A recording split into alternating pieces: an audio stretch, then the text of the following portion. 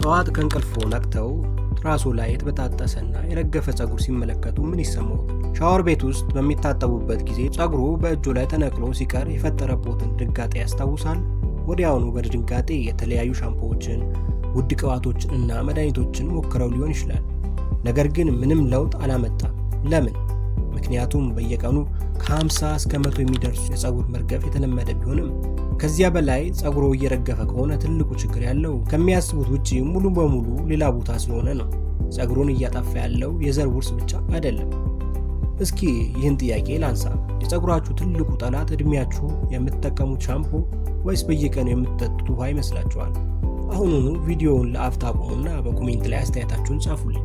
ዛሬ የሚገለጥላችሁ ሚስጥር የብዙዎችን ሕይወት የቀየረ እና የፀጉር ሕክምና ኢንዱስትሪን ያስደነገጠ ነው።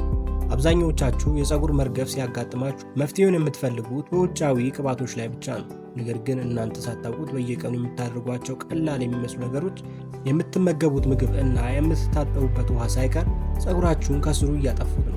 በዚህ ቪዲዮ የፀጉራችሁን መርገፍ ከስሩ የሚያስቆሙ 5 አስገራሚ ሳይንሳዊ ግኝቶችን ይገለጣል። ነገር ግን ይህ ገና መጀመሪያ ብቻ ነው። በቪዲዮ መጨረሻ ላይ ሙሉ በሙሉ ራሰ በረሃ የሆኑ ሰዎች እንኳን ፀጉራቸው ለምን አሁንም ከስር ሕያው ሆኖ እንደሚገኝና ያንን የተኛ ፀጉር እንዴት በቀላሉ መቀስቀስ እንደሚቻል ይገልጻል። ስለዚህም አንድም ሰከንድ ሳያመልጣችሁ እስከ መጨረሻው ተከታተሉ። ሚስጥር 1 ውሃው የማይታየው የፀጉር ገዳይ።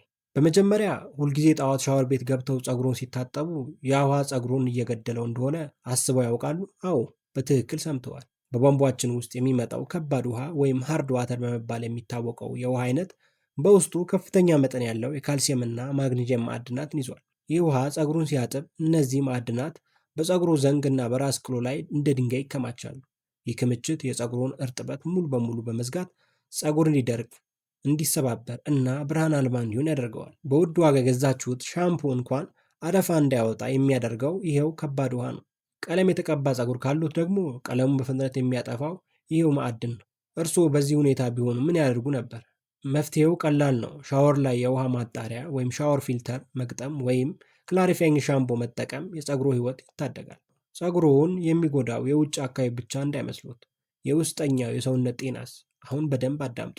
ሚስጥር 2 ዝምተኛው የራስ ቅል ብግነት ሳይለንት ስካልፕ ኢንፍላሜሽን። ብዙ ሰዎች የራስ ቅላቸው ካላሳከካቸው ወይም ፎረፎር ከሌለባቸው ጤነኛ እንደሆኑ ያስባሉ። ግን ተሳስተዋል። ሳይለንት ስካልፕ ኢንፍላሜሽን ወይም ያለማሳከክ የሚከሰት የራስ ቅል ብግነት ፀጉሩን ከስር ቆርጦ እየበላው ነው። የራስ ቅሎ ላይ ምንም አይነት ማሳከክ ወይም መቅላት ላይታይ ይችላል፣ ነገር ግን ከውስጥ በኩል የፀጉር ስሮቹ በብግነት እየተሰቃዩ ነው። ይህ ሁኔታ የፀጉርን እድገት ዑደት በማዛባት ፀጉር ያለ ጊዜው ወደ ማረፊያ ምዕራፍ እንዲገባ ያደርገዋል። በዚህም የተነሳ ፀጉር በብዛት ይረግፋል። ይህ የብግነት አይነት የደም ስሮች ወደ ፀጉር ስር የሚሰዱትን ንጥረ ነገር ስለሚዘጋው ፀጉሩ ከስሩ ይዳከማል። ሚስጥር 3 የደም ስኳር መጠን እና ዲኤችቲ ሆርሞን። ይህ እንዴት ሊሆን ቻለ? የሚወዱት ጣፋጭ ምግብ ለፀጉሮ ሞት ምክንያት ሊሆን እንደሚችል ያውቃሉ? አዎ። በደም ውስጥ ያለው የስኳር መጠን ያለማቋረጥ ሲጨምር ወደ ፀጉር ስሮች የሚሄዱትን ጥቃቅን የደም ስሮች ይጎዳል። የፀጉር ስሮች የሚፈልጉትን ኦክስጅንና አልሚ ምግቦች እንዳያገኙ ይታፈናሉ። ከዚህም የከፋው ደግሞ የስኳር መጠን ሲጨምር ኢንሱሊን ሬዚስታንስ ወይም የኢንሱሊን መቋቋም ይከሰታል። ይህ ሲሆን ሰውነቱ ዲኤችቲ የተባለውን ለፀጉር መርገፍና ለራሰ በረሃነት ዋነኛ ተጠያቂ የሆነውን ሆርሞን በከፍተኛ ሁኔታ ያመርታል። እስካሁን ካየናቸው ምክንያቶች ውስጥ ውሃ፣ የስኳር መጠን ወይስ የተደበቀ ብግነት? የቱ ለእናንተ አዲስ መረጃ ነው? የትኛውንስ በራሳችሁ ላይ ያስተውላችሁ ታውቃላችሁ? እስኪ ከታች ኮሜንት ላይ ጻፉልኝ። ብዙ ሰዎች ፀጉራቸው ሲረግፍ የባዮቲን እንክብሎች ይገዛሉ። ባዮቲን ለፀጉር እጅግ አስፈላጊ እንደሆነ ጥርጥር የለውም። ነገር ግን የባዮቲን እጥረት የሚከሰተው ከምግብ እጥረት ብቻ ሳይሆን በአንጀታችን ውስጥ ያሉ ጥሩ ባክቴሪያዎች ሲሞቱ ነው። ሰውነታችን ባዮቲንን በበቂ ሁኔታ የሚያገኘው በእነዚህ ጥሩ ባክቴሪያዎች አማካኝነት ነው። ለተለያዩ ህመሞች ተብሎ የጸረ ባክቴሪያ መድኃኒት ወይም አንቲባዮቲክ ወስደው ካወቁ እነዚህ ፀጉር አሳዳጊ ባክቴሪያዎች በአጋጣሚ ገድለዋቸዋል ማለት ነው። በተጨማሪም የብረት ማዕድን ክምችት ፌሬቲን ማነስ ሌላኛው የፀጉር ጠላት ነው።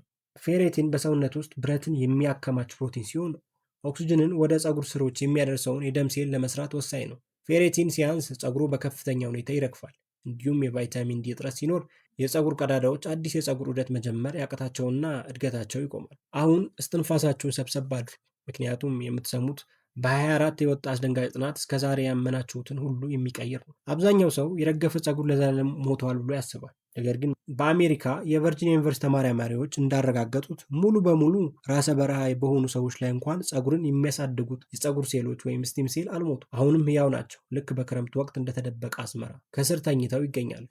እዚህ ላይ አንድ ጥያቄ እንጠይቃለን። ከዚህ ጀርባ ያለው ሚስጥር ምን እንደሆነ ትገምታላችሁ? ምክንያቱም ስካር ቲሹ ወይም ጠባሳ መሰለ ብረ ሕዋስ የተባለ ጠንካራ ግድግዳ የፀጉርን ቀዳዳ ከላይ ሙሉ በሙሉ ሊዘጋው ነው። ፀጉሮ ከስር ታፍኗል። ይህን ጠባሳ የሚያመጣው ደግሞ ቀደም ብለን ያነሳነው የደም ዝውውር መስተዋወልና ብግነት ወይም ኢንፍላሜሽን ነው። ይህን ግድግዳ ካልሰበራችሁት በስተቀር ምንም አይነት ውድ የሆነ የፀጉር ቅባት ብትቀቡ፣ ምንም አይነት ሻምፖ ብትጠቀሙ ወደ ውስጥ ሰርስሮ ሊገባ አይችልም። ይህን ስትሰሙ ምን ተሰማዎት? ፀጉሩ አሁንም ከስር ሕያው እንደሆነ ማወቁ ተስፋ አይሰጥም? ታዲያ ይህን እንቅፋት እንዴት ነው የምንሰብረው? የተኛውን የፀጉር ሴል እንዴት እንቀሰቅሰዋለን? መፍትሄዎቹ እነዚህ ናቸው። አንደኛ ማይክሮኒድሊንግ። ይህ አነስተኛ መሳሪያ በራስ ቅሎ ላይ እጅግ ትንንሽ ቀዳዳዎችን ከ1 እስከ 1.5 ሚሜ ጥልቀት ያላቸውን በመክፈት የተዘጋውን የጠባሳ ግድግዳ ይሰብራል። ይህ ሂደት የራስ ቅሎ ኦክሲጅን እንዲያገኝና አዲስ ህብረ ህዋስ እንዲፈጠር በማድረግ የሞተ የመሰለውን ፀጉር ስር ወይም ስቲም ሴል ይቀሰቅሳል። ማይክሮኒድሊንግ በየ2 ወይም 4 ሳምንቱ አንዴ መጠቀም ይመከራል። ሁለተኛ ሜላቶኒን እና ሮዝመሪን ዘይት።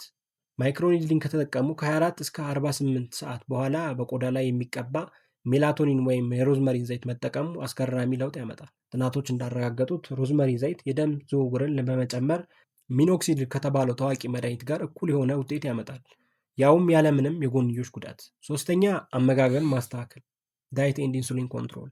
የኢንሱሊን መቋቋም ወይም ኢንሱሊን ሬዚስታንስ ለማከም የካርቦሃይድሬት ስኳር መጠንን በእጅጉ መቀነስና የጾም አመጋገብን ኢንተርሚቴንት ፋስቲንግ መተግበር ወሳኝ ነው።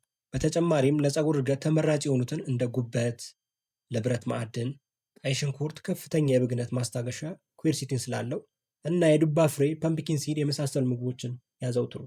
የዱባ ፍሬ የተፈጥሮ የዲኤችቲ ሆርሞን ማስታገሻ ነው። አራተኛ ቫይታሚኖችና የውሃ ማጣሪያ። ሻወር ላይ የውሃ ማጣሪያ መቅጠም ማዕድናት ፀጉሩን እንዳያደርቁት ይከላከሉ። እንዲሁም በቀን እስከ 10,000 አዩ ቫይታሚን ዲ እና ከ30 እስከ 40 ግራም ዚንክ መውሰድ የፀጉር እድገትን ያፋጥናል።